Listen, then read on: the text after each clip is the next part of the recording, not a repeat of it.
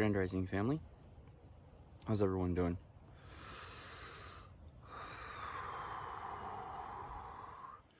So there's a there's a focus right now from quite a few people regarding Venus square Neptune. And myself, I woke up this morning kind of just doing my little morning checkup to see kind of what are the themes of the day and what is the highlighted focus on. And I'll say for myself, with all the energies from, because once again, this is how it's affected me personally, because that's the best way that I can play out some of this, how the energies are working, is where it is with me and where I'm linked up to the cosmos, and the effect that it's having on my body and it's having on my life. And so the biggest part of this was the focus of, very much so, as the theme of the past couple days has been the wounded masculine, the war-torn masculine, Chiron, Eris, and Aries. A lot of that energy coming in, and really like the invitation in of the feminine and how that wants to come through in my own life, in my interpersonal relationships, better yet my relationship with myself when it comes to self-love, and also how it's coming in for work. So with all these energies of Venus showing up today, the themes were about self-value and self-worth.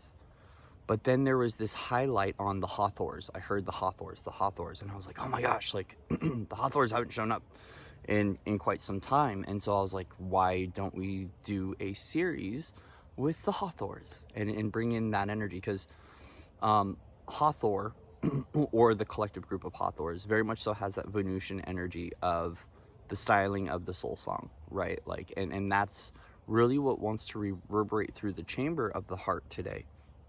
Is about the song of the soul. It's about the song of the soul, but it's also about, especially with Neptune, it really is this focus on where we're allowing spirituality, religion, and dogmatic structures to really affect how we view our own feminine, how we view the energy of the feminine. And it really is bringing rise to a little bit of toxicity in that archetype in my own life. And so a great way to alchemize this energy in my own life is, how can I really take this love of self and begin to embed it in everything I do? It's like there's like this passionate, it's like the passion has kicked up a few levels that's invited in for myself, how I'm being more passionate with my creator and my creations, which is passionate with self, and then how am I beginning to inject that in all that I do. And it's like very much so taking a drop of this feminine medicine and making sure that I'm fully digesting it, so I'm giving it time to really sit with the soul and really bring it all the way down into the sacral and root, and like kind of like passing this energy up and through. But then how am I taking this soft, delicate essence of that and dropping it where I can? Because even now that we're in Scorpio season, the transformation of the scorpionic sting is bringing in a loving venom into my own life that's allowing it to trickle down through my body. And it's not the venom of poison or toxicity, but it's the venom of transformation. And so as a result, it's like, how do I take this really deep, profound love and begin to let it reverberate through my body and allowing it to it's a lot of surrender energy to the feminine, to the divine, a lot of surrender to my own pathway. Now we have to be mindful, because the spiritual ego has been kicking up, and that is a highlighted focus, is on the spiritual ego and the spiritual narcissism. But with the Hathors, there is this really deep value of honoring of self that's coming through right now, and how our soul song, and it's very much so the new soul song. Like, what is the new soul song, and how does this reverberate through the chambers of the heart and through the chambers of the form, and how do I carry that with me through the day? So it's very much so living in this kind of really higher connected narrative, but then how am I showing up as that through the day, and how can I become better acquainted with that self-worth and self-value alone. Like, it's without the necessity of others, but for me it's really about not allowing anyone else to infringe upon my process, so I can really find, nurture, and hold what my process is, and I can begin to, it's like a new sacred walk with self, where it's tuning out the jungle of emotion that's playing out around us, right? And it's really about that almost that psychic or psychological grounding, where it's the focus on the internal condition and sharing that forward. And so allowing this energy in right now, it's almost like, how can I bring this energy in and let it be at the front and center of the show and the front and center of my awareness, so I can pay attention to it. So it is highlighting in my own life things that I've been neglecting within myself in regards to passion, and in my pursuits of my goals, dreams, and visions of having this new earth reality and witnessing this new pathway. But as a part of this new light coming on, right, is that there is a forgiveness component that comes forward in my own life, of forgiving the archetype, forgiving the characterization, forgiving the role models as well that are holding this archetype. And it's really too about learning to live in the essence of abundance. And it's not the financial prosperity, but it's the emotional realms. It's the emotional abundance. It's feeling the self-worth and the self-value. And it's like literally coming into the ecstasy of what this energy is that's anchoring within my form, and how I best can embody, embrace it, and release the old ties, so this aspect of me can show up nurtured and new. And so it's really about that nurture routine, highlighting a focus on where I'm resisting nurture in my own life, but also where I can begin practicing new techniques of nurture as well. Okay, new techniques of nurture. And so it's cool, and it's like, despite the odds, right? Despite all the odds of what people say about things like the feminine energy and even sexual energy, it's like, how can I now take this energy as the medicine that it is, begin to forgive my father, begin to forgive the wounds, begin to forgive the places that I've been involved in that have shut that aspect of me down, and just allowing it to blossom and flourish through the form, because it feels very necessary, and there is this necessary component to it, right? So we're gonna go ahead, and now that we went into the diving into flowing with the energetics, we're gonna go into cards now. So we got the original Rider-Waite, of course, highlighted focus here, message from the Hathors. So Hathors, what wants to come through from the Hathors in regards to the energies? What message wants to come forward?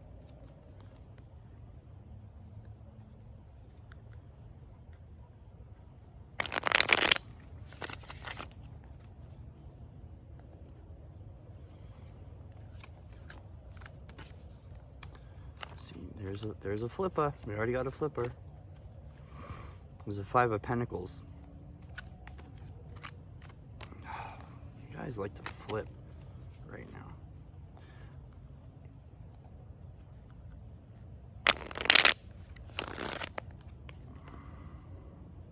Forgive me, my hands are cold.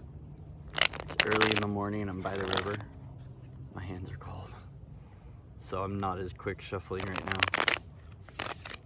But there is that energy of slowing it down, you know, and that's really nice in my own life. Yep, there she is. There's the Queen of Cups. There's that emotional mama bear coming in. There's that river, that well of emotion.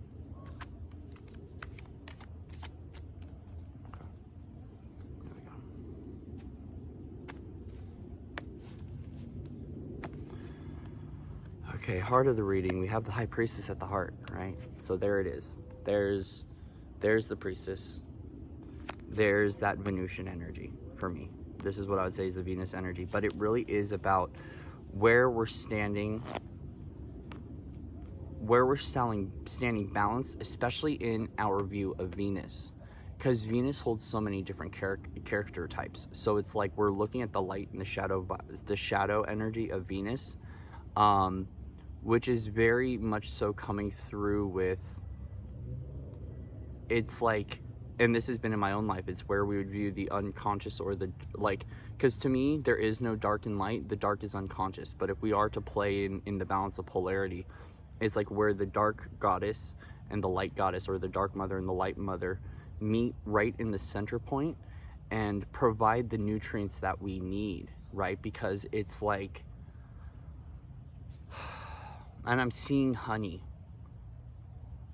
and I'm seeing the bee, and it's like one level is the bee has a sting, but it also builds the honeycomb to provide the honey. And so it's very much so the rose with the thorns, right? And it's like, how can we take that transformative and soothing energy and work with it to unlock our own divinity, right? Because especially with Neptune going retrograde, with Neptune is retrograde, sorry, Neptune retrograde in Pisces, it very much so is from that standpoint of how this is applying into our own divinity and our own intuitive gifts. Like, because the energy of the High Priestess to me is very much so, she takes care of herself, she knows her worth, she knows her value, she knows the strengths of her gifts and abilities, and she stands firm in her pillar, but she also stands firm in between two worlds, very balanced. She doesn't sway or pull. It's very much so a balanced energy of the middle path, Let's see, the underlying energy here is that healing of the wounded masculine, or of Chiron, with the Nine of Wands. So once again, it's that there is this energy of the dissolution of the hypervigilance and of the war and of the wounding, and it's really allowing this energy to come in and it's almost like we're allowing, for myself, it's allowing this energy in from the Hathors, from the priestesses, to shift out this wound, and also to recognize that it's like it's time for this wounded energy, or of Chiron, to take a back seat. Like it's kind of allowing this medicine to be at the forefront and Chiron to take a back seat, because Chiron needs to rest, right? Like with so much focus and energy on that wounded healer, the wounded masculine, or the wounded soldier lines, right? It's like, it's kind of allowing this wounded aspect to take a back seat and rest, and to not be at the forefront of the reality, and allowing the Venusian energy, or the, with this, the Hathors are coming through and saying, let us be at the forefront, because it's the soul song, the new soul song, that's going to help to nurture, right? Because if we think of the wounded masculine as being hyper vigilant and almost hyper aware, I think of PTSD, and I think of how we tune in to all the subtleties and all the sounds that begin to amplify in our reality, and we can begin to make things up. There's this energy of the gray noise, right? And this has been happening to me as my sensitivity is increasing, right? That I find that if I'm listening to gray noise, the subconscious mind begins to fill in the gaps of the gray noise or the white noise, right? So things like fans, knocks in night and stuff like that, to where the subconscious mind can begin creating a new story. And so it's almost like, let's pay in and attention to the cosmic song, the cosmic threads, the cosmic weaving, because it's like that song is going to help to, it's like a little bit of a rockabye baby. Like it's going to help this song for the wounded healer, or the wounded masculine, or however Chiron is representing in your own life right now. It's allowing Chiron to soften and to be able to rest, which is really beautiful. So crowning the reading, we have the Ten of Pentacles. So we have the Yggdrasil tree. We have the Tree of Life. So this is very much so coming through with a archival record, an activation coming through, especially from the Hathors and the Seraphim. So there is this Seraphim energy that's coming through now to really we're diving into these areas where we are battling the most, because the battle, so the resistance or the battle, right, is an energy that is draining the life force. And there is this renewal of life force, right, where especially with the wounded healer, the focus point on anyone who has that energy of Chiron, or that focus, the healing energy is the creative or the life force energy. And so there's almost this, the Hathors and of Venus and of Neptune right now are coming through and saying, let us renew your life force energy. let us come through with a reignition, with a repurpose, with a pathway, because this energy is unlocking something from our archive. There was this moment last night where this energy was ripping through me, and I went through, portals and teleportation, right? And it was like literally getting Chiron out of the root, into the heart, back into the soul body, and allowing the soul body to elevate, right? The soul body to elevate and to go where it needs to go, because there is something of nutritional value in the energetics that are coming through right now. Yeah, we'll do light language, we will. So in the past, we have the Lovers here. So we do have this unification and this step in of self-love, which is the focus. So we did have this ignition point of really coming into, how can I love myself again? But also, this might be too, especially with these energies, it's that ignition of how this connects with other people. So it's not only the love of self, but it is the love in our connections. How is our soul song being expressed in all of our connections throughout the day? Whether this is personal partner, whether it's romance, business partner, or family members, or soul tribe. It's the extension of self-love into those energies and those areas. And that's what has been kind of trickling through and been highlighted for myself too, and that's that passion again. It's like, where's that passion for life? Where's that passion for my neighbor? Where's that passion for my own garden? Where's that passion for my own life force? And that's the energetics of self-love. Now in the future focus, we're looking at King of Swords now. And I feel like, even though the King of Swords does come through with a little bit of a cutting energy, there is this stance of this really deep value coming through with the King of Swords that's providing us an opportunity to be very clear on our truth and sharpening our tool of discernment. Because I feel like as our sensitivity is increasing and we're bringing in more of this energy of love and forgiveness of the healer, I feel like we're taking this wounded vet, right? This wounded veteran energy, and we're allowing it to sit at the head of its table now. So there is this maturation, but we do now have to be mindful of that cutting energy. We do have to be mindful of that cutting energy. But it seems like to me, because I'm seeing Scorpio now, I think that Scorpio itself is going to help to make sure that this doesn't come into the male ego, but it's the embodiment itself, or in the energy, because it doesn't have to be male ego, it could be female too, right? We don't want to assign a character role, a polarity to it. But with the King of Swords, this is being very easily being able to make decisions and not being swayed from who you are. It seems like there is this energy of being able to cut through the currents of BS, which is the currents of belief system and the projections and things like that in the reality, to have a greater level of discernment of where we're at, where we're going, and how we can provide more for ourselves energetically and provide more for others. This is very much so the energy of your worth and the sustainable option to be able to get through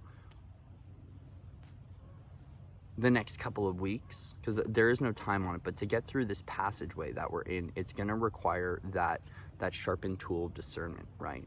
So even though the sword is up, there might be still a little bit of this energy that's on guard, right? Because it's interesting, they're both on guard, but they're on guard in different ways. One is wounded and is waiting for the next shoe to drop. It's waiting for the energy of self-sabotage. But the other one just knows its worth and knows the value of itself as the archetype of the head of its own kingdom, that it's not going to sway anymore. It's not going to sway. It's not going to sway.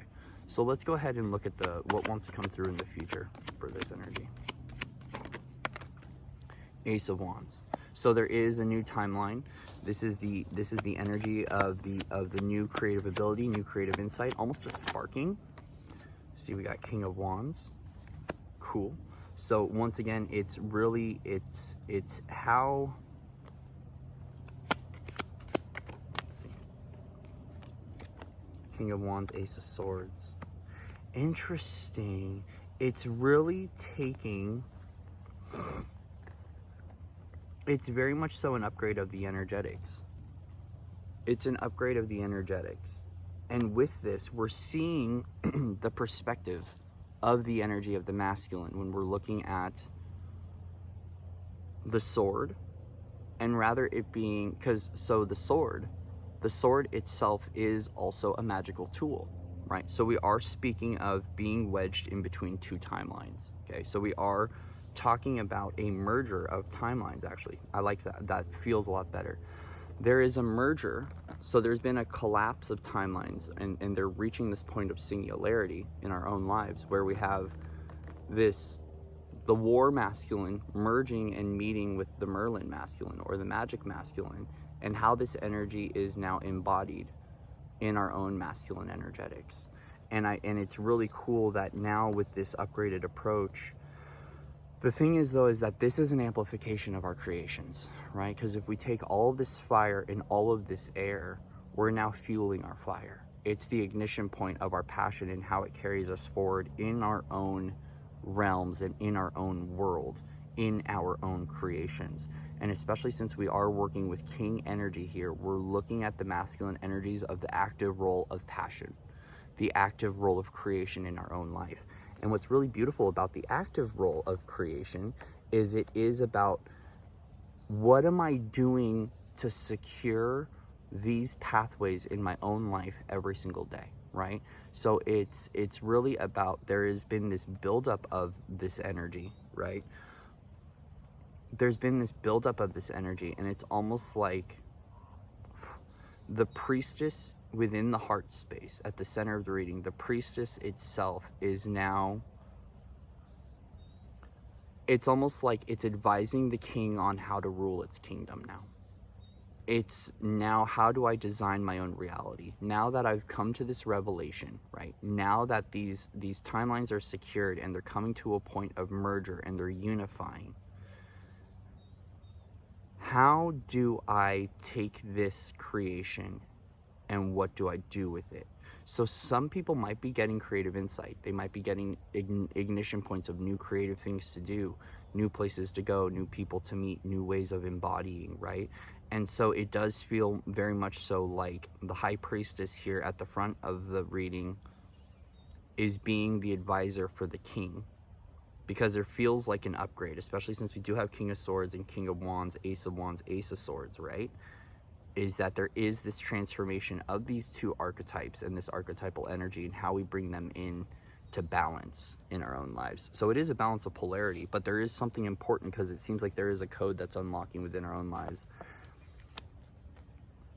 And with 10 of Pentacles, it is about completion. With the 9 and the 10 here, we are looking at some sort of, the highlighting energy here is some sort of completion, some sort of ending happening. So there is a new beginning that is coming forward for us. Okay, what else wants to come through? The Fool, there it is. So there's that new beginning. There's that new approach to life. There's that new level of curiosity, new level of insight. It's really an opportunity to really play with that energy of divine innocence.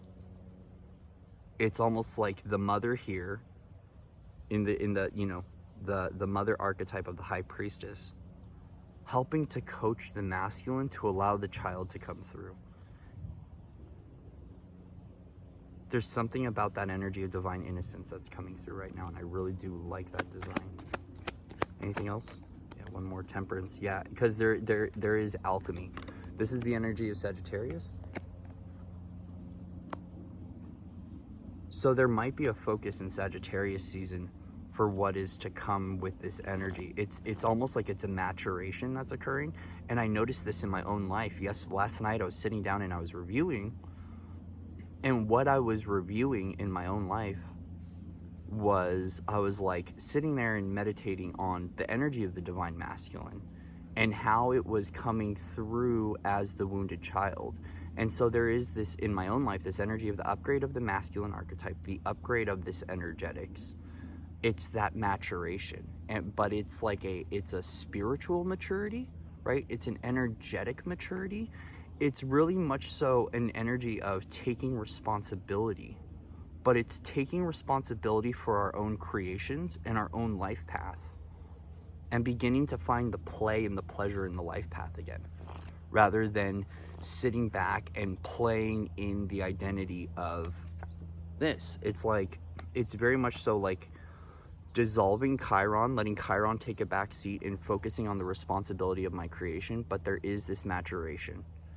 And it's that energy, yeah, the energy of the wanderer, right? It's like, and I'm hearing the song You Found Me by Coldplay, and it's like, it's basically knowing that if you've been feeling wandering or lost, that the divine has seen you this entire time, and this energy has found you. It wants you to find who you really are. And this is that self-worth and self-value component. It's like, how can I let this energy find me right where I'm at and propel me into that creative passion for life again, that creative passion for myself?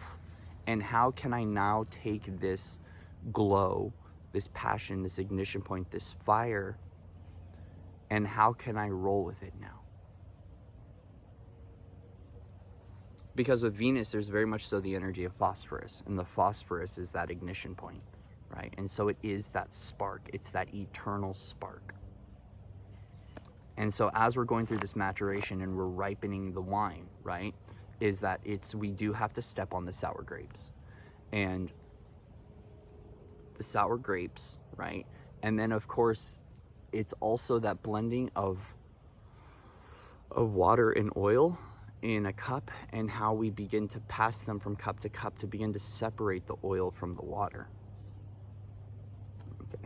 So that is the energy of refinement and of purification. And so if you feel like there's this energy of swishing back and forth or a sway, because it might require a balance, you know, the energy of temperance has 1 foot in the water, 1 foot on the land. That is the foot in two worlds.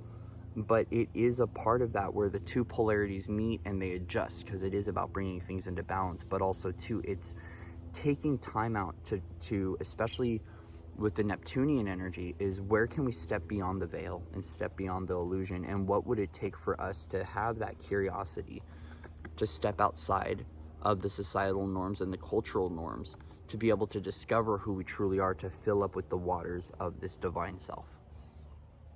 And then how is that magic expressed through my creativity? Is it art? Is it talks? You know, cancellations might be coming up too. So you might feel like you need to cancel some events, or you need to take time away. You need to focus on your own career, focus on yourself.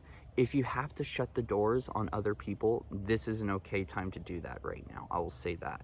If you need to ground and focus in on yourself and ask yourself those important questions and meditate on them throughout the day, right, to get greater clarity and to allow it to evolve too, because we don't want to get stuck in one framework or into one level of truth. We also kind of want to allow ourselves, as we're evolving, to continually ask that question over and over again, to see what the evolutionary state of you is as you're rising in consciousness. Because a part of this is, as we step beyond the veil and we're allowing this energy in, and we're allowing these future pathways and future timelines to anchor, we almost want to keep a little bit for a few days, even for a few weeks, keep this narrative alive of what ignites me, what am I passionate about, what am I still holding on to, and continually asking those questions over and over, and allow every layer that comes to the surface to dissolve, because we are reaching that completion. So as we are reaching this completion, we want to make sure that we are wrapping up these cycles fully. And it really is about then afterwards, can we honor the integration of, as well, of the energies? So there is that balance of flow and design.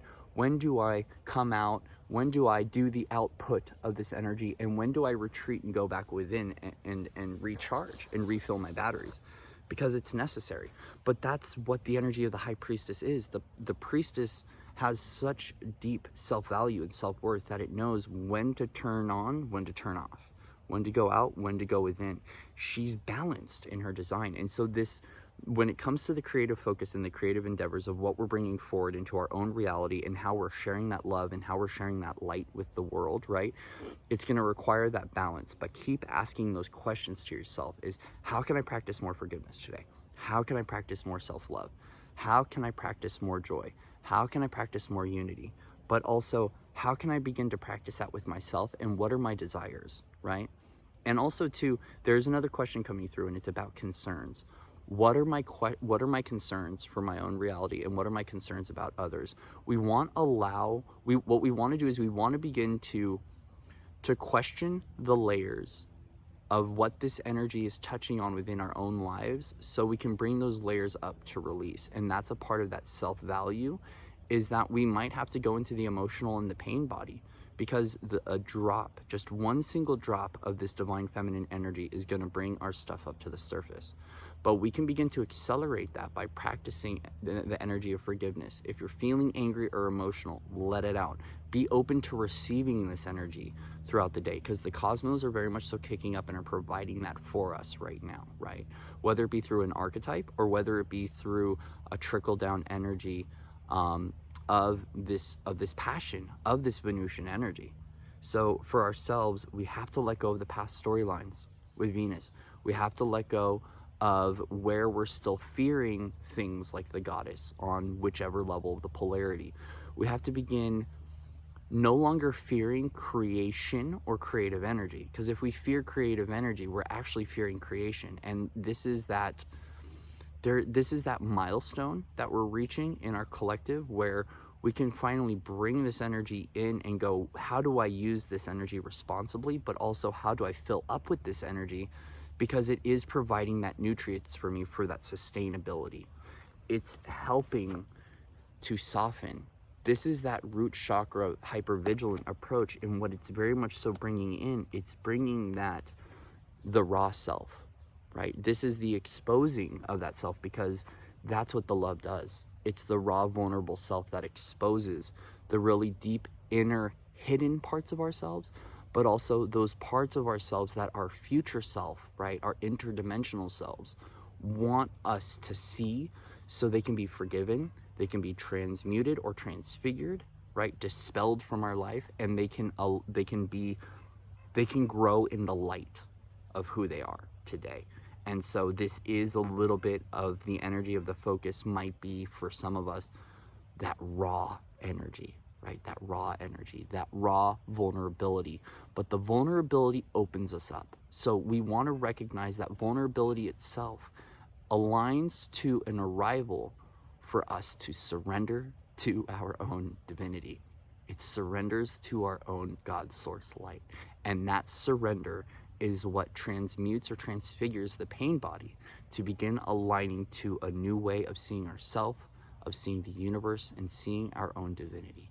Because it's time for us to really witness and capture the essence of what our divinity is from within, through our own internal truths. Because if we are at the forefront of our reality, okay, if we are the one that is standing at the throne of our universe and of our reality, it's about our truth that we receive from our divinity, from our divine aspects, from our higher self. And then it's about how do I embody this and carry this forward on this new journey ahead? Because this is the waters of the divine that is supporting this journey. This is that divinity of the tide that is carrying you home. And now that you're on this approach, right?